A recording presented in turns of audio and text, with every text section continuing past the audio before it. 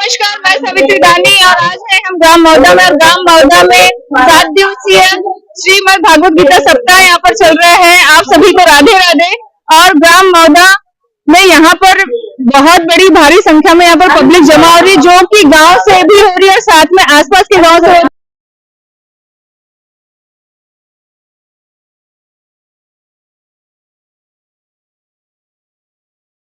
मेरे आगे पीछे देख सकते हैं भीड़, कितनी भारी संख्या में पुरुष और महिलाएं सभी यहाँ पर शामिल हैं।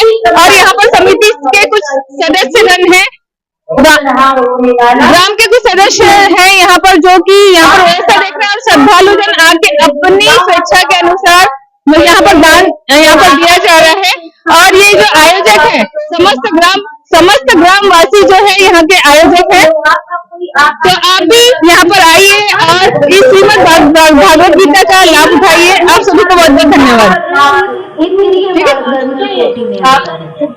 और आप ये कहो कि ये आज कथा सुनी और अभी बस तो जब तक आरती हो तब तक बढ़िया से एक विमान उतर जाए और हम सीधे वैकुंठ, फिर तो ये इतनी जल्दी फलीभूत नहीं होता है।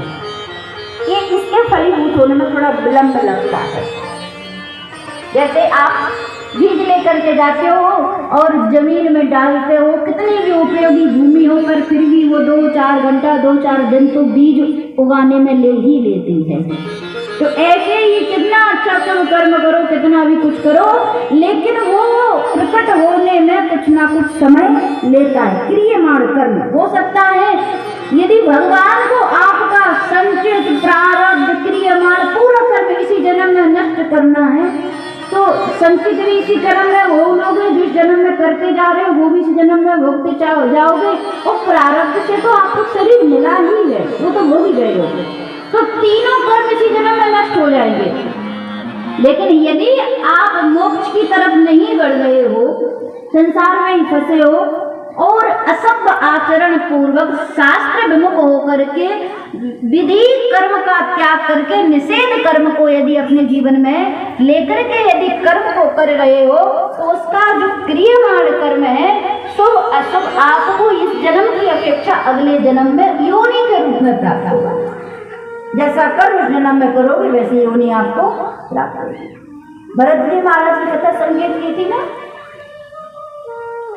अंत अवस्था में आए तो थे कल्याण के लिए, लेकिन मृग में आसक्ति होने के कारण बड़े ज्ञानी श्री भरत महाराज जी को अगला जन्म मृग का ही मिल गया था। इसलिए हमारे शास्त्र कहते हैं कि भाई जीवन भर कुछ भी करो लेकिन अंत समय ऐसा परिपक्व दृढ़ निश्चयी बना लो कि कितने भी शरीर में पीड़ा हो, कितना भी कष्ट हो, लेकिन अंत समय में मुख से तो राम ही निकलेगा। ये दृढ़ निश्चय होना चाहिए।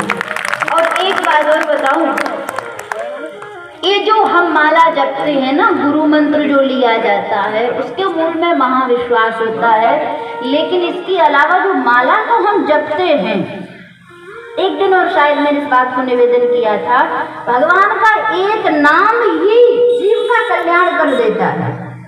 अंत समय में नाम आ जाए तो जीव का कल्याण हो। फिर बार बार भजन क्यों?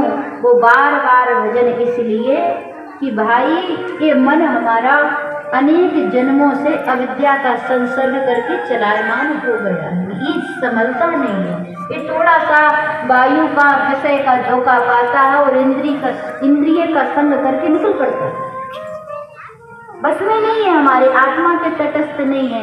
इसलिए इसका संयमन करने के लिए, बार बार जप करने के लिए हमारे गुरुजन जोर देते हैं कि भाई समय निकालो, जितना भी समय मिले तो आसन पर बैठ कर के गुरु मंत्र का, भगवान के किसी भी नाम का जो प्रिय हो उस नाम का अनुसंधान करो। उसके मूल में यही है कि बार बार जब नाम जपोगे ना तो एक रंगीन तो ऐसी, एक लकीर तो ऐसी खिंचेगी कि आप ना चाहते हुए भी फिर मन वहां पर जाएगा, संस्कार बन जाएगा, बनेगा वो संस्कार। जैसे कबीरा जी कहते हैं ना, करत करत अभ्यास के जड़मती होत सुजान, रसरी आवत जात है सिल पर परत निशान। कठोर पत्थर को भी वो नाजुक रेशम की डोर काट देती है। यदि आप सोचे कि मैं एक प्रकार जल निकालो और वो लकीर बन जाती है। उसके लिए उस लकीर को बनाने के लिए